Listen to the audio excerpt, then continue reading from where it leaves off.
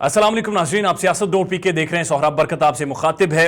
इस वक्त पाकिस्तान में जो चीज़ सबसे ज़्यादा डिस्कस हो रही है वो दुआ ज़ारा और ज़हीर का केस डिस्कस हो रहा है। उसकी वजह यह है, एक अदाकारा और यूट्यूबर ने उनका इंटरव्यू किया और इस इंटरव्यू से यह तासुर मिला जैसे वो एक बाकायदा प्लांटेड, एक स्पॉन्सर्ड इंटरव्यू करवाया गया है और उसकी सारी चीज़ें मैनेज की गई हैं, डिज़ाइन की गई हैं और बाकायदा स्क्रिप्ट का हिस्सा ऐसा महसूस हो रहा है जैसे वो इंटरव्यू था। सबसे पहले आप ये देखें तो ये इंटरव्यू 29 मिनट और 23 सेकंड का था। सिर्फ ऑप्टिक्स पर जाएं इंटरव्यू के तो आप तस्वीर में देख सकते हैं, एक तरफ जो यूट्यूबर हैं, अदाकारा हैं, वो खुद बैठी हुई हैं और दूसरी तरफ ज़हीर और उनकी बीवी दुआ ज़ारा को बिठाया गया है। दुआ ज़ारा के नीचे बाकायदा गद्दी रखकर उन्हें बड़ा दिखाने की कोशिश की गई है, जबकि आप देखें तो ज़हीर बाकायदा उसी तरह से बैठे हुए जैसे नॉर्मल सोफे के ऊपर लोग बैठते हैं।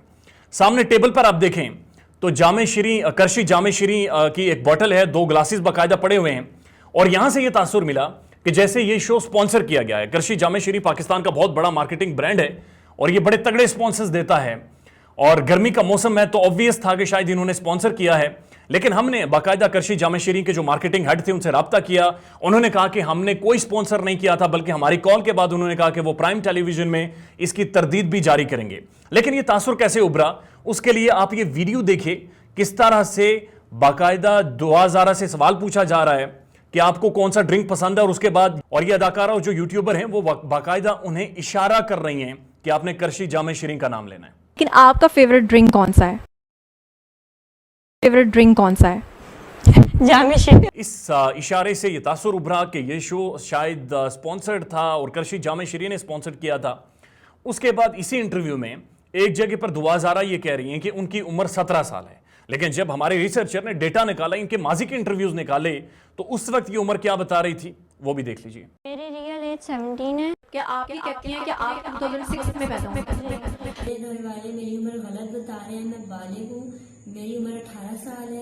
इससे जब आप आगे बढ़ते हैं तो एक जगह पर आप देखें कि जो एंकर हैं या यूट्यूबर हैं, अदाकारा हैं, वो बाकायदा जिक्र करती हैं कि दुआ ज़ारा का जो वेट है वो 35 kg है और ये वेट कम होने की वजह से इनकी उम्र 14 या 15 साल महसूस होती है और उसकी वजह यह है कि ये ज्यादातर नूडल्स और पिज्जा खाती हैं। और एंकर ने बाकायदा खुद अपने अल्फाज में ये कहा कि जब वो इनके घर में पहुंची तो इनकी सास अम्मी ने इनके लिए पिज्जा ऑर्डर किया था। लेकिन अगर आप देखें तो ये जो ज़हीर हैं, इनकी जो माँ हैं वो नायब कासिद हैं और वालिद माली हैं, तो फिर सवाल पैदा होता है कि ज़ाहिर है इन रिसोर्सेज के साथ कैसे नूडल्स और पिज़्ज़ा सारे मैनेज हो रहे थे और उनकी वजह से एक उनका वज़न कम हो गया, 35 kg रह गया और उनकी उम्र कम नज़र आ रही है। और इसी से अगला सवाल ये जन्म लेता है कि क्या जो एंकर हैं, जो इंटरव्यू कर रही थी, क्या वो लीड दे रही थी? ऐसा महसूस हो रहा था जैसे दुआ ज़ारा जहां पर बात खत्म कर रही हैं वहां से बाकायदा उसे लीड दी जा रही है कि आगे बात को इस एंगल से, इस तरह से लेकर जाया जाए। हमने जब अपने एडिटर से पूछा तो हमारे एडिटर्स ने इस चीज को कंफर्म किया है कि इस 29 मिनट के इंटरव्यू में तकरीबन 15 से 16 बार कट लगाए गए हैं। कट यानी कि एक जगह पर बात रोककर कट लगाकर दूसरी बात आपस में जोड़ी गई है और यह बाकायदा 2 एडिटर्स ने इस चीज को बगौर 2 बार देखने के बाद कंफर्म किया है। इसी इंटरव्यू को अगर आप देखें तो ऐसा महसूस होता है जैसे जो ज़हीर हैं उन्होंने तकरीबन 2-2.5 मिनट पूरे 29 मिनट के इंटरव्यू में बातचीत की है, जबकि ज्यादातर इंटरव्यू सिर्फ लड़की से यानी दुआ ज़ारा से करवाया गया है, जिनके लिए सारे ऑप्टिक्स बाज़ाहिर डिजाइन थे। गद्दी लगाई गई थी, दुल्हन की तरह उन्हें तैयार किया गया था, ज्वेलरी पहनाई गई थी और ज्यादातर जो कन्वर्सेशन की गई, जो सवालात किए गए वो सिर्फ दुआ से किए गए और 2 से 2.5 मिनट सिर्फ ज़हीर को बोलने का मौका दिया गया। उसके बाद इसी इंटरव्यू में दुआ ज़ारा ये कहती हैं कि वो अपने घर से रक्शे पर टैक्सी स्टैंड पहुंची और टैक्सी स्टैंड से कराची से वो लाहौर टैक्सी पर आई। अब ये सारा सफर बनता है तकरीबन 1200 किलोमीटर का, 24 घंटे का ये सफर है और दुआ ज़ारा के बकौल उनके पास पैसे भी नहीं थे।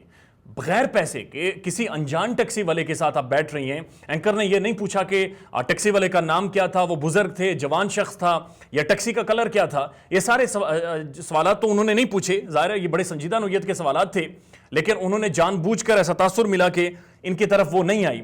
लेकिन ऐसा कैसे मुमकिन है कि एक टैक्सी वाला एक बच्ची को अगले 24 घंटों के लिए अपनी टैक्सी में बिठाकर तकरीबन 1200 किलोमीटर दूर तक ड्राइव करेगा? बुनियादी तौर पर केस तो उसके ऊपर बनता है कि उसने बच्ची को किडनैप किया है, जो कि अंडर एज बच्ची है। तो फिर कैसे यह मुमकिन हुआ? मेरा घर इस ऑफिस से तकरीबन 2-3 किलोमीटर दूर है और मुझे पता है कि कभी भी टैक्सी वाला या कोई ऐसा टाइम नहीं आया, या आपका भी तजुर्बा हुआ होगा कि जहां पर बगैर पैसे दिए या पैसे बताएं आप किसी के साथ सफर करना शुरू कर दें, उसके बाद वो कहती है मेरे पास पैसे नहीं थे, जहीर का नंबर भी नहीं था। मैं 1200 किलोमीटर टैक्सी में बैठकर कराची से लाहौर पहुंची और लाहौर जो पंजाब यूनिवर्सिटी है वहां पर मैं गई और वहां पर जाकर जहीर के दोस्त से मैंने जहीर का नंबर लिया। अब जहीर के दोस्त से ये कैसे मिली, जहीर के दोस्त का इन्हें पता कैसे चला, ये सवाल वो हैं जो एंकर ने पूछे नहीं हैं और ना ही आज तक हमें पता चल सके हैं। बहरहाल इनके बकौल जो दुआ ज़ारा है उनके बकौल वो जहीर के दोस्त से मिली, उनका फ़ोन नंबर लिया। जहीर घर से आया, उसने आके टैक्सी वाले को 22,000 रुपये वो किराया दिया और उसके बाद दोनों ने जाकर निकाह कर लिया। यानी कि जहीर की फैमिली ने कोई कॉन्टैक्ट नहीं किया, कोई पूछने की कोशिश नहीं की और ये भी दुआ ज़ारा ने कहा कि वो इससे पहले जहीर से नहीं मिली थी। उसके बाद आप देखें तो जहीर की चूंकि वालदा नायब कासिद हैं और वालिद माली हैं, तो इन्होंने इस केस के लिए जो वकला कर रखे हैं वो पाकिस्तान के महंगे तरीन वकील हैं। बहुत तगड़े वकला बरादरी इन्होंने कर रखी है और आप लोग जानते हैं जिनका अदालत या कचहरी में कोई वास्ता पड़ा हो कि वकीलों की जो फी है वो कितनी ज्यादा होती है, तो फिर सवाल पैदा होते हैं ये कौन था जो भारी भरकम वकला की फी दे रहा था। और लाहौर से कराची ये भी बताया जा रहा है कि जो दुआ ज़ारा गई हैं वो जहाज़ के थ्रू गई हैं, उसके सारे पैसे कौन दे रहा था, ये सारे फाइनेंसेस कौन अफोर्ड कर रहा था और क्यों सुलह की कोशिश नहीं की गई, ये बड़े अहम सवालात हैं। और उसके बाद अब ये देखें तो बाहर जाने की बात, यानी मुल्क से पाकिस्तान से बाहर जाने की बात बाकायदा बयान की गई है और एंकर ने एक बड़े जबरदस्त वे में क्वेश्चन को फ्रेम करके इनके सामने रखा कि आप लोग हनीमून मनाने के लिए कहां पर जाना चाहते हैं। तो इस पर जो जहीर थे उन्होंने बड़ा कैटेगोरिकली कहा कि पाकिस्तान हम सारा घूम चुके हैं, लिहाजा अब हम हनीमून बनाने के लिए मुल्क से बाहर जाएंगे।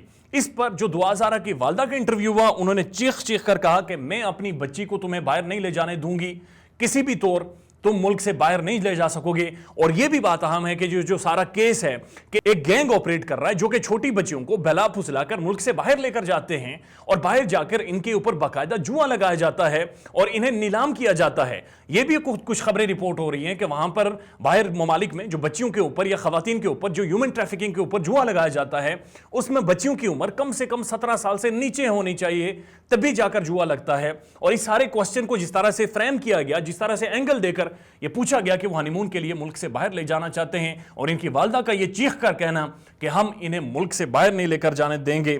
और वो जो लड़का कह रहा है कि हम बाहर चले जाएंगे, तो बेटा आप ये पूरे पाकिस्तान के दामाद बने हुए हो, आप मेरे भी दामाद बने हुए हो, तो मैं आपको बता दूं आपको पाकिस्तान से तो हम बाहर जाने नहीं देंगे, क्योंकि ऐसा तो कोई भी नहीं है कि एक आपने बच्ची अगवा की है, ऊपर से आपने पूरी दुनिया को पागल बनाया हुआ है और बच्ची लोगे और बाहर चले जाओगे, ऐसा तो नहीं हो सकता। ये इस गलतफहमी आप दूर निकाल दें अपने दिमाग से। ये बड़े संजीदा सवालात उठाता है और इस इंटरव्यू के बाद और मजीद बहुत सारे सवालात उठ गए हैं और पाकिस्तान के कुछ एक प्रोमिनेंट साफी हैं, उन्होंने भी काफ़ी सारे सवालात उठे कि क्या वाकईतन कोई गैंग ऑपरेट कर रहा है, क्योंकि इस इंटरव्यू के बाद वाज़ेह तौर पर यह महसूस होना शुरू हुआ है कि यह केस इतना सादा नहीं है, यह कहानी इतनी सादी नहीं है, यह कहानी सिर्फ मोहब्बत की नहीं है या पबजी पर आपकी मोहब्बत हो, आपके पास कॉन्टैक्ट नंबर ना हो, आप 2200 किलोमीटर सफ़र करके भी आ जाएं और उसके बाद इसी तरह से सारे मामला चेहरे और बड़े तगड़े तगड़े वकला भी आप करते जाएं। और अब सवाल पैदा हो गए कि ये कहानी शायद कोई मुख्तलिफ है और शायद अभी तक इस कहानी का जो एंगल दिखाया जा रहा है ये वैसा नहीं है। पहली चीज सबसे अहम यह है कि जहीर को आखिर हेल्प कौन कर रहा है। एक मुतवसत तबके से, फैमिली से इसका ताल्लुक है और इनके पास इतने रिसोर्सेज नहीं है। FSC जहीर के मुताबिक उसने कर रखी है, मोबाइल फोन की दुकान चलाता है और 80 से 90 हज़ार रुपये वो कमाता है। तो फिर इतने भारी भरकम वकील, एयर ट्रेवल, इतने सारे मामला, छुपना, कोर्ट से भागना, इस सब के दौरान उसे मदद कौन कर रहा था और कौन था वो जो इसे पैसे दे रहा था, अभी तक उसका नाम क्यों नहीं सामने आया। और अगर वो कोई गैंग नहीं था या कोई स्पॉन्सर नहीं है तो फिर वो कौन है। जो दुआ ज़ारा की वालदा है उनका ये कहना था कि उस इंटरव्यू में मेरी बच्ची ये कह रही है कि मेरे मामू भी मेरे ऊपर जुल्म करते थे, उनकी वालदा ये कह रही है कि उनके भाई सारे मुल्क से बाहर हैं, तो क्या वो व्हाट्सएप के ऊपर उसे जुल्म करते थे। साथ साथ उन्होंने ये भी कहा कि अदालत में हमें मिलने नहीं दिया गया और हमारी बच्ची डरी हुई है, अगर इन्होंने कुछ भी हमारी बच्ची के साथ किया तो हम इनके साथ बड़ा बुरा पेश आएंगे। मैं नहीं समझती ये जो अच्छे लोग हैं, अगर मेरी बच्ची इनके पास चली गई थी तो इनका फर्ज बनता था कि बच्ची को वापस मेरे पास पहुंचाते या हमसे कम से कम कांटेक्ट करते। और साथ साथ वो ये भी सवाल उन्होंने पूछे कि आखिर क्या वजह है कि इस अदाकारा और इसी यूट्यूबर को जहीर और जो बच्ची है दुआ ज़ारा इंटरव्यूज दे रहे हैं। आखिर क्यों ये सिर्फ इसी खातून को इंटरव्यूज दे रहे हैं, बाकी किसी को नहीं दे रहे। ये बड़ा अहम नौयत का सवाल है। अपना ख्याल रखिएगा और हमारे चैनल का भी अल्लाह हाफिज़।